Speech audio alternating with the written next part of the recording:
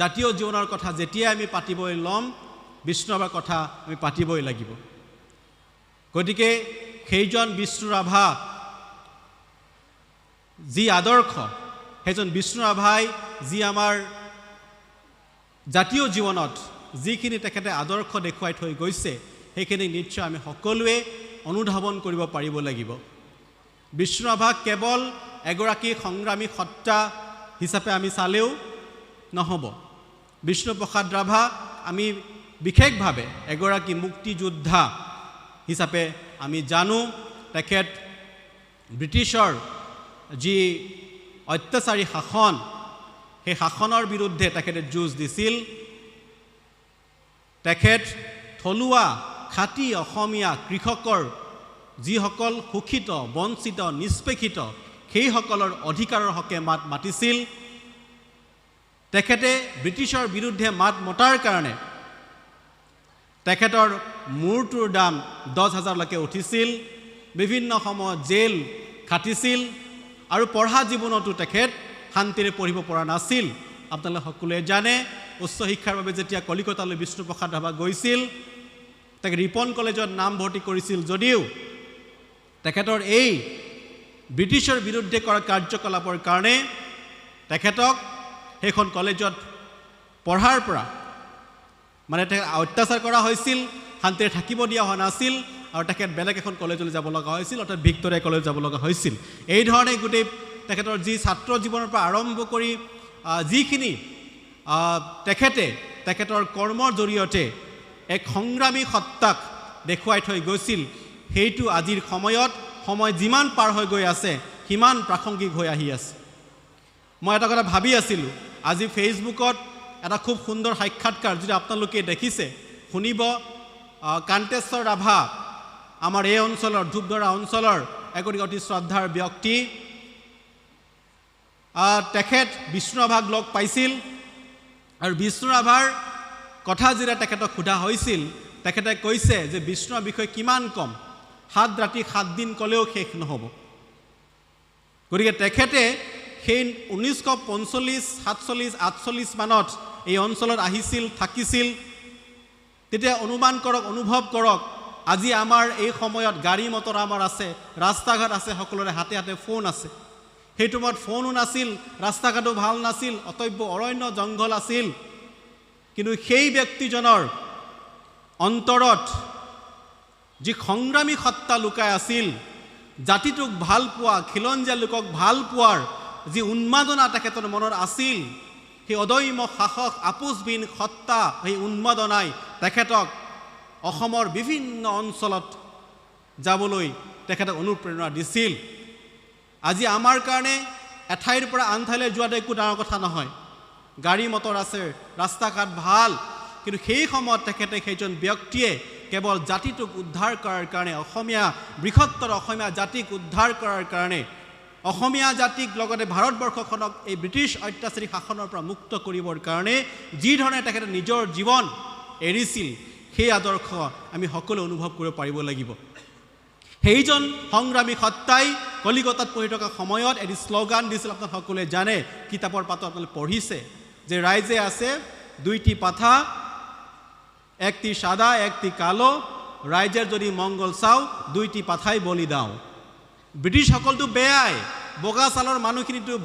বেয়াই শাসন কৰিছিল শোষণ কৰিছিল অত্যাচাৰ কৰিছিল কিন্তু নিজৰ মাজতে থকা সেই কলা ৰঙৰ মানুহখিনিৰ পৰাও কিন্তু সাৱধান বাহিৰৰ পৰা অত্যাচাৰটো কৰা মানুহসকলক দেখো যুঁজ কৰিবলৈ ভাল বগা সমূহ আমাৰ কাৰণে বেয়া বগা চামৰা বেয়া অত্যাচাৰ চলায় কিন্তু নিজৰ মাজতে থাকি পেলাই যিসকলে অত্যাচাৰ কৰি থাকে ষড়যন্ত্ৰ কৰি থাকে সেই সমূহকো চিনি থোৱাটো ভাল বুলি তেতিয়া তেখেতে সোঁৱৰাই দিছিল আৰু গতিকে এই ধৰণৰ উক্তি যুক্তি বাক্য বাণেৰে ৰাইজক জাগ্ৰত কৰিছিল সংগ্ৰামী সত্তা জাগ্ৰত কৰি ব্ৰিটিছৰ বিৰুদ্ধে খিলঞ্জীয়া লোকক থিয় কৰাইছিল গতিকে আমিও এই সময়ত যদিও বিষ্ণুৰাভাই দেখা সেই বৰ অসমখন বৰ অসম হৈ নাথাকিল 7টা ভাগত ভাগ হৈ গ'ল কিন্তু এতিয়াও যিসকলে আমি একেলগে আছোঁ সকলোৱে বৃহত্তৰ অসমৰ স্বাৰ্থকৰ চিন্তা কৰিব লাগিব। একেটা সময়তে ৰাভা হিচাপে, বড়ো হিচাপে, মিচিং হিচাপে, তিৱা হিচাপে আমি যিসকল ক্ষুদ্ৰ ক্ষুদ্ৰ জাতি জনগোষ্ঠীৰ নিজস্ব ভাষা সংস্কৃতিত আমি জীয়াই আছোঁ, সেইসকলে নিজৰ সত্তাক, নিজৰ কৃষ্টি সংস্কৃতিক ভাল পাই নিজকে নিজৰ বিশেষ সেই জনগোষ্ঠীয় আইডেণ্টিটিক মজবুত কৰি ভাল অসমীয়া, ভাল ভাৰতীয় হোৱাৰ আমি কথা চিন্তা কৰিব লাগিব। মই ভাবোঁ সেই কথা অতি প্ৰাসংগিক আজিৰ সময়ত। গতিকে শ্ৰদ্ধাৰ ৰাইজ, আজি এই গোটেই কথাসমূহ ইয়াত আলোচনা হ'ব, বিভিন্নজনে বিভিন্ন দৃষ্টিভংগীৰে কথাসমূহ ক'ব। গতিকে সেইজন বিষ্ণু ৰাভা কেৱল ষ্টেণ্ড গান লৈ পেলাই সংগ্ৰামী সত্তাৰ আদৰ্শ দেখুওৱা নাছিল। সেইজন বিষ্ণু ৰাভাই জাতি জনগোষ্ঠীৰ বাবে, কৃষকৰ বাবে গীত লিখিছিল। আপোনালোকে সকলোৱে জানে কৃষকৰ কাৰণে গীত লিখিছিল, কৃষকসকলক জাগ্ৰত কৰিছিল। বল বল বল বল কৃষক শক্তি দল, ও বনুৱা সমনীয়া আগবাঢ়ি যাওঁ বল। অৰ্থাৎ এই ধৰণে বিষ্ণু ৰাভাই কৃষকসকলক সাহস যোগাইছিল যে আমি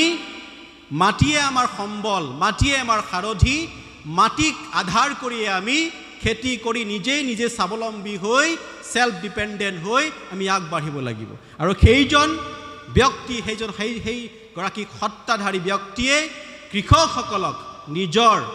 2500 বিঘা যি ব্ৰিটিছ চৰকাৰৰ পৰা পাইছিল, কৃষক ৰাইজক দান দিছিল।